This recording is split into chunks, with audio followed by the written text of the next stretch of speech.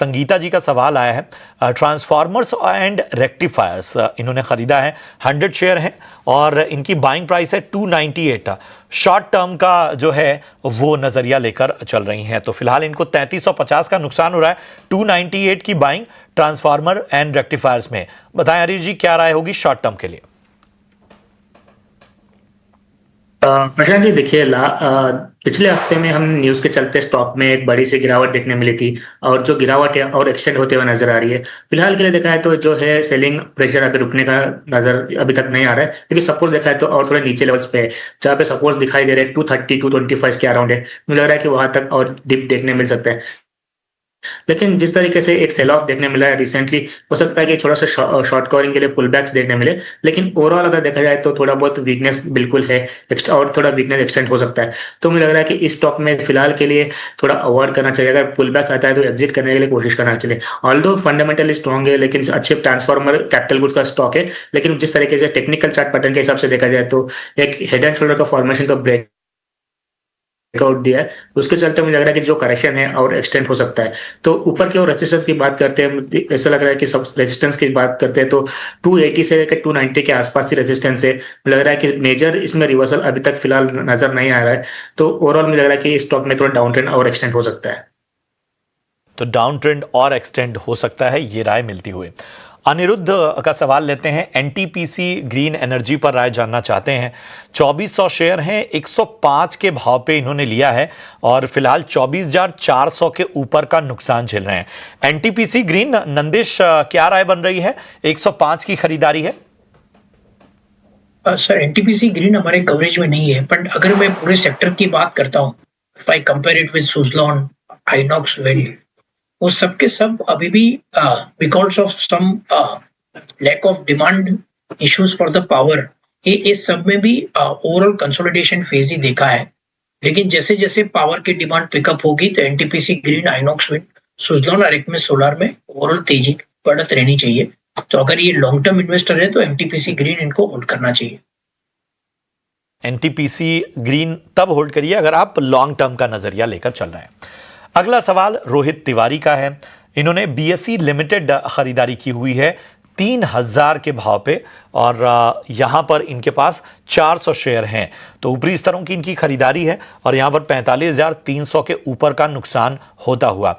बताएं हरीश जी, BSE limited लग रहा है कि 3000 का भाव या उसके ऊपर के भाव आने वाले वक्त में नजर आ सकते हैं? प्रशांत जी, अगर देखा जाए तो स्टॉक में एक अच्छा रिवर्सल देखने मिला था। रिसेंटली हमने करेक्शन के बाद देखा जाए तो स्टॉक प्राइस ऑलमोस्ट 2000 के करीबन से रिवर्सल होते हुए नजर आ रहा है। लग रहा है कि ऑलमोस्ट स्टॉक अभी 2-3 हफ्तों में देखा जाए तो निचले लेवल से ऑलमोस्ट 15-20% का गेंस दिखाई दे रहा है। मुझे लग रहा है कि देख, जो लॉन्ग टर्म चार्ट सेटअप की बात करते हैं तो यहाँ पे क्लियरली एक राइजिंग चैनल में ट्रेड कर रहा है स्टॉक प्राइस। और रिसेंट जो हाइस थे 3019 का, अगर ये लेवल अगर क्रॉस कर देता है तो मुझे लग रहा है कि यहाँ से और थोड़ा तेजी देखने मिल सकती है। जो नेक्स्ट लेवल्स बनेंगे 3250 से लेकर 3400 के आसपास तक। तो ओवरऑल चार्ट्स तेजी का ही है। जिस तरीके से करेक्शन ऑलरेडी देख चुके हैं हम लोग, मुझे लग रहा है कि इनको बने रहना चाहिए। हो सकता है कि थोड़ा टाइम पीरियड लगे, लेकिन ओवरऑल तेजी का स्ट्रक्चर है तो बने रहना चाहिए। तो बने रहने की आपको सलाह बीएसई लिमिटेड पे। शशांक दिल्ली से इन्होंने यूट्यूब पर सवाल पूछा है। थॉमस कुक के शेयर हैं इनके पास 5000 और इनकी जो खरीदारी का स्तर है नंदिश वो 157 का है। शॉर्ट टर्म का नजरिया लेकर चल रहे हैं 1 से 2 महीने का। बताइए क्या राय होगी थॉमस कुक पे?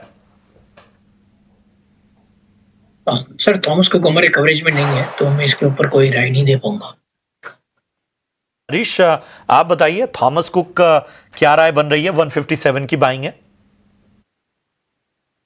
प्रशांत जी, अगर देखा जाए तो स्टॉक प्राइस थोड़ा वॉलेटाइल है। बिल्कुल रिसेंट एक डाउन ट्रेंड देखने मिल रहा था स्टॉक प्राइस में। अगर इनका शॉर्ट टर्म ट्रेडर है तो मुझे लग रहा है कि 144 का एक सपोर्ट है, उसके स्टॉप के साथ थोड़े बने रह सकते हैं। लेकिन मुझे लग रहा है कि इस तरह से जो स्टार्ट स्ट्रक्चर है उसके चलते बड़ी तेजी तो कहीं नजर नहीं आ रही अभी के लिए, लेकिन एक बाउंस एक्सपेक्ट कर सकते हैं अगर 144 का लेवल होल्ड कर पाता है तो। ऊपर की ओर 160 से लेकर 165 के आसपास रेजिस्टेंस है, तो मुझे लग रहा है कि उसी के आसपास ही इनको एग्जिट कर सकते हैं, क्योंकि और अच्छे स्टॉक्स में निवेश करने के लिए कोशिश कर सकते हैं।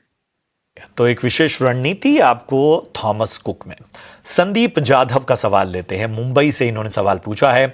ओबरॉय रियल्टी है इनके पास, 1700 के भाव पे इन्होंने खरीदा हुआ है ओबरॉय रियल्टी और 1 साल का नजरिया लेकर चल रहे हैं।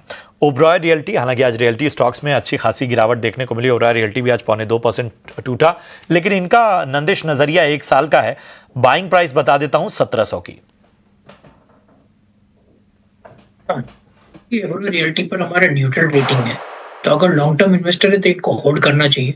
ये स्लो एंड स्टेडीली ओबरॉय एक अच्छी स्पेस में बॉम्बे में अच्छा मार्केट शेयर है उनके पास, और इनके पास जो भी प्रोजेक्ट्स है that is mainly into the premium and the luxury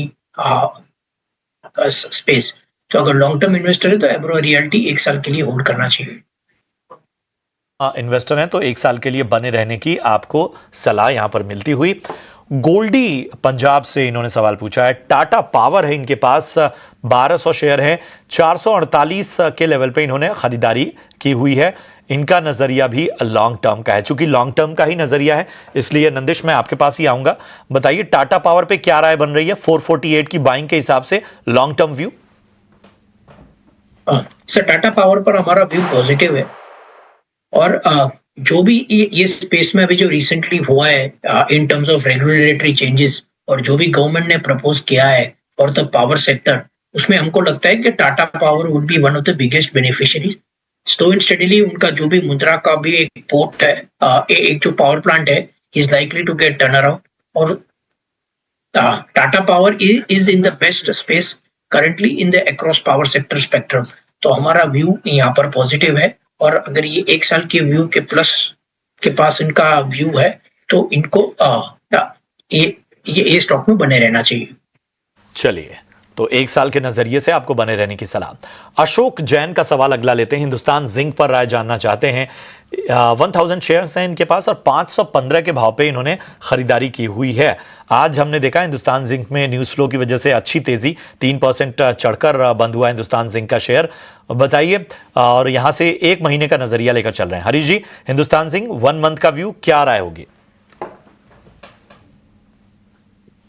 Prashant ji, बिल्कुल अगर देखा है तो सिल्वर के चलते मोमेंटम के साथ ये स्टॉक भी अच्छा खासा परफॉर्म कर रहा है। तो टेक्निकली डिस्कस करते हैं, तो टेक्निकली देखा है तो 525 के आसपास एक हेड एंड शोल्डर का नेकलाइन का रेजिस्टेंस है।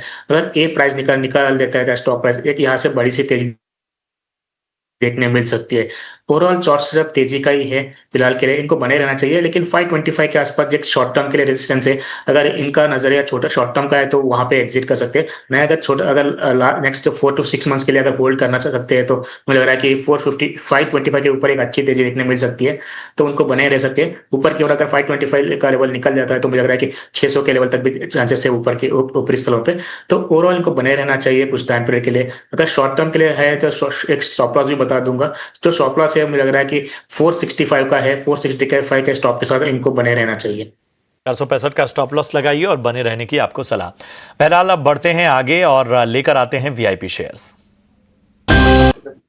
मेरा लॉन्ग टर्म व्यू है ऑन टीवीएस मोटर्स। अगर मैं नवंबर मंथ की बात करता हूं तो हमने देखा है कि नियरली 30% इंक्रीज हुआ है month on month sales number for TVS Motors, और आगे जाके उन्होंने काफी अच्छा मार्केट शेयर लिया हुआ है, प्लस अच्छे खासे प्रोडक्ट लाइंड अप है फॉर द नेक्स्ट 1.5 ईयर। तो हमको लगता है कि अगर कोई लॉन्ग टर्म इन्वेस्टर है तो उनको टीवीएस मोटर्स ये भाव पर भी लेना चाहिए। टीवीएस मोटर्स 4159 के लक्ष्य के लिए। हरीश जी, आपकी कॉल्स? प्रशांत जी, मेरे पास दो स्टॉक्स है। पहला एक शॉर्ट टर्म के लिए और एक पोजिशनल में। शॉर्ट टर्म का है टाटा मोटर्स में। टाटा मोटर्स पैसेंजर व्हीकल्स में बाय करने की राय रहेगी। मुझे ऐसा लग रहा है कि जो सपोर्ट से ऑलमोस्ट वही से रिवर्सल होते हुए नजर आ रहा है, तो टारगेट्स बनेंगे 390 और 400 का टाटा मोटर्स में, और 350 का स्टॉप लॉस मेंटेन करना चाहिए टाटा मोटर्स के लिए।